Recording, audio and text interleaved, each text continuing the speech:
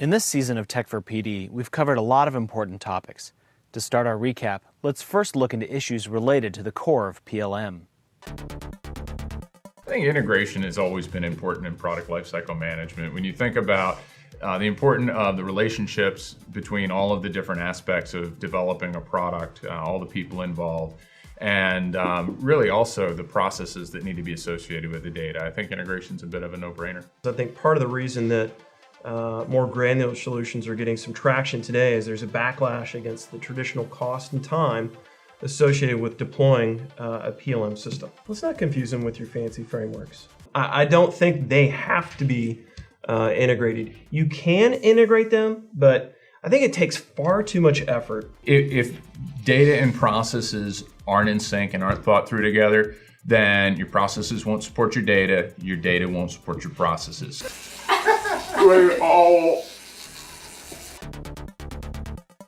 I think what smaller organizations need to do is adopt the CAD data management capabilities that PDM offers. CAD data management is not enough for small to mid-sized businesses. It's important, but it's not enough. These smaller organizations, they don't have a dedicated IT staff. That's true. They have a very small IT budget. They can't afford to expend a lot of effort to go deploy these systems that can take a long time. And just from a practicality perspective, I think you got to keep it limited in scope. I mean, you don't want to get a PDM system that is overkill, but what you want to look for is simple but scalable. I'm a little teapot, short and stout. Here is my handle, here is my spout. Chad, being the data wonk that you are. My position is that you do need to have your data under control. It should be your first focus for PLM. You need to know that process flow first to know what data everybody needs to do their job. So if you don't understand the process, there's no way to understand what data you need in the first place. Don't get me as signing everybody up for making your engineers dumb cattle. Not the plan. Here's my thought though. I would look. If you enable your processes first and it's enabled off of data that isn't under control, then you're probably going to be making decisions based on the wrong data, and you'll be making wrong decisions. When you get into the PLM world and you're really starting to talk about accomplishing business initiatives and tasks, absolutely you have to focus on process. Okay, all right.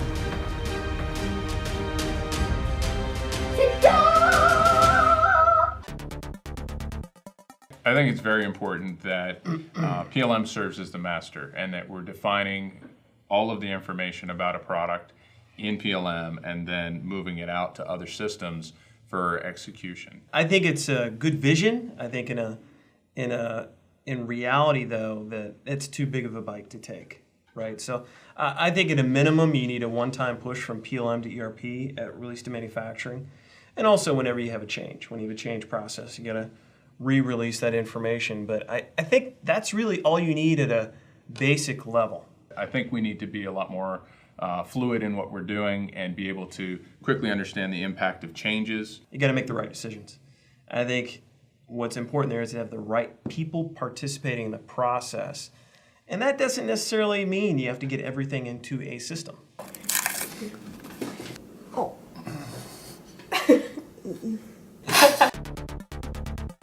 For a product to be commercially successful, it needs to not only be technically successful and sound, but also it needs to be commercially sound. And those kinds of things come out of a PLM system. So PLM should take the lead and drive the configurations into CAD. I think CAD should take the lead. And the main reason is because it is used to technically validate and verify the performance of the product, to make sure that errors that usually happen downstream are avoided, like change orders, and scrap and rework and things like that. A lot of times you might be dropping a bill of material into CAD that won't feasibly work. Once you put it together, it's hard to really validate from there unless you have specific configurations. And where the configurations come, I think they have to come from PLM.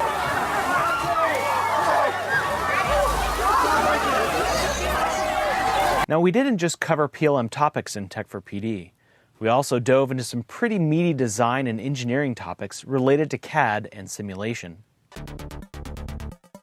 The loser will have to, that's right, dress up in a Star Trek uniform. There's two paths to go. One is to take your designers and move them closer to simulation. Yeah. The other is take your analysts and move them closer to design. Well, for me, it makes a ton of sense to take simulation analysts and get them and more involved up front in the design cycle. I think it's too much to ask our analysts to pick up and do more. And yes, you should make them more efficient, but there needs to be more capacity. And if you're running an engineering department right now, what would you do? Would you take your analysts and move them closer to design, or would you take your engineers and enable them with simulation? Yeah, for me, I would take simulation analysts and move them more up front. They're a proven commodity. I know that they can make an impact. So for me, it's an easy decision.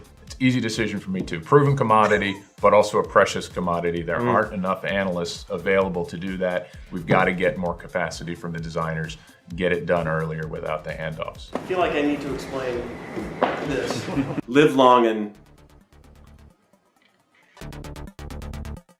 So today, can engineers use these tools to design products? Yeah, I do think so. I think the advances in technology and in design tools really has allowed us to move from having to have specialty drafters documenting designs and really allow engineers to be the ones that are documenting their own innovations and own designs as they go. Okay, all right. I actually agree with you there. I agree that engineers can use these tools today to design. I don't know if those specialty roles will go away. I think there might still be folks that focus on drawings and the engineers focus on the models to actually do their design work. But I agree with you.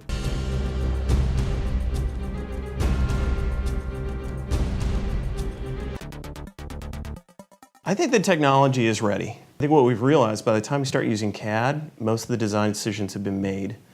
So simulation actually needs to start being used before you get to CAD, before you get to detailed design. One of the things to think about, though, is who's actually going to be using these tools. And in the great words of the wise, what was his name, Chad Jackson, during our simulation topic a way back, I think somebody in there, looking a lot like you with a beard, said that we really need to have experts using the simulation tools, and that they're really not going to be rank and file. I don't see it happening. So I just think we're not quite ready yet for mainstream that. Now it's time to look in the future in the crystal ball. Another area that is probably going to explode with a lot more simulation data. Actually, we try and simulate so things don't explode. Most things are not supposed to. The data explodes. Sorry. I'm Chad from Tech for PD, and I'm here to tell you Jim is wrong. Chad, why don't you share your position, however misguided it may be?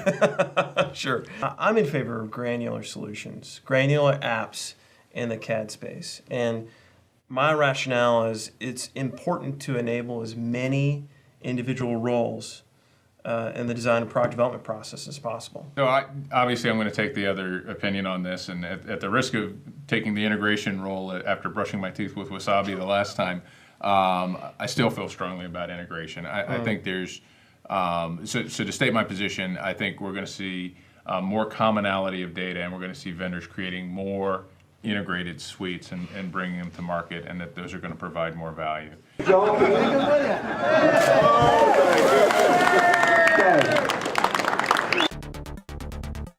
If you had a real job, you're running an engineering team, and you were out looking for a CFD solution, what would you look for first? Integration or specialization? Yeah, for me, it's the answer is very simple. It's integration, absolutely. And when I say integration, I mean integration across the preprocessor, solver, the post-processor, as well as CAD. And for me, it's all about productivity. I mean, it's about getting more simulations done, get to know your design space better, the performance space of the product better, so you can make better decisions. Yeah. So running your competitor's engineering firm, I'm going to go obviously with specialization. I just think that this is an area that has a lot of unique problems that need to be solved. I don't think that you can afford integration in an area where we're just not ready for it yet. So I think in some cases, absolutely, an integrated solution is ideal. Don't get me wrong. Yeah. But this is an area where there's enough unique problems that it's just not going to be feasible in a lot of cases to be able to afford that. So my company is going to be dealing with specialized solutions.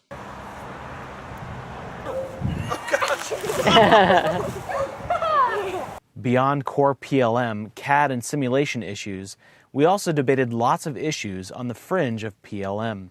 Let's look at those highlights next.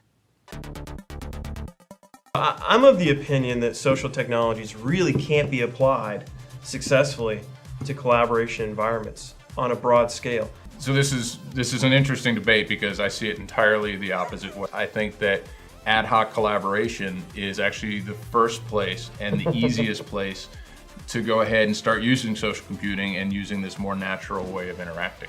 But in kind of ad hoc engineering and design collaboration, I don't see it. Well, luckily this is not the Matrix. But that's just happening, and it's because it's such a natural way to share information. Yeah. I think it's inevitable. 1, 2, 3.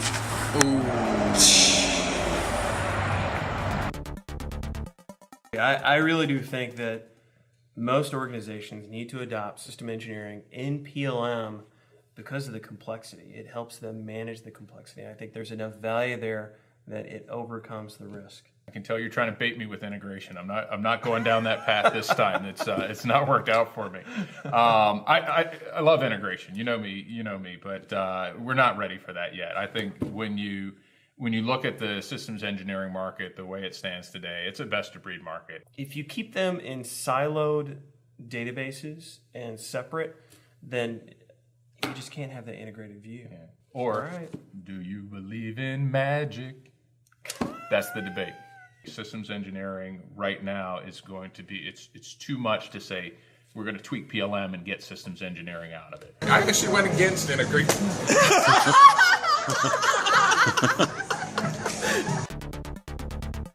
The biggest value for mobility in PLM in the near term is going to be taking existing data, existing processes, things that are already in the PLM infrastructure, and extending them to the mobile environment. Okay. I think there is actually a lot more value in having apps that leverage the capabilities of these devices. And all that information is already in your PLM system. Yeah. All you're doing is adding access to another person in a new location. Then it becomes not just access, but it it provides the right context to do the job at hand. Tell me a little bit about mobile PLM, buddy.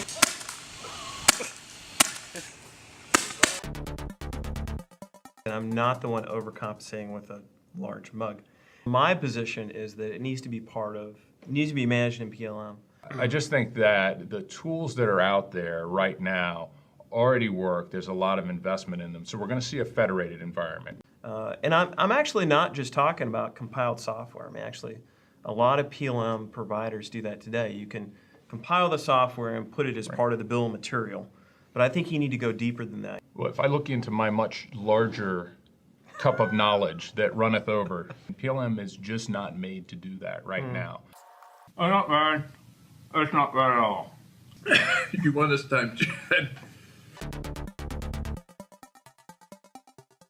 Jim, what do you think? Thank you for asking. Well, the Holy Grail is the as maintained. So my perspective is that PLM has a role to play wherever product information is being used. So validation of service procedures is one.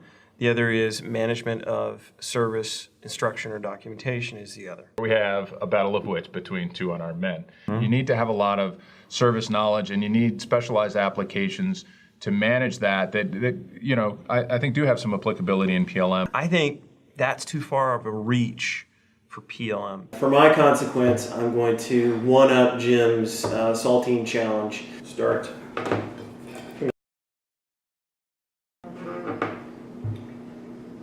That all just proves one thing. Jim's got a much bigger mouth than I do. This season of Tech for PD has been a blast. Jim and Chad have covered a lot of important topics in the industry. Plus, they got to have a lot of fun along the way. On our last note, thanks to our founding sponsor, PTC, as well as our other sponsors, including Autodesk and Mentor Graphics.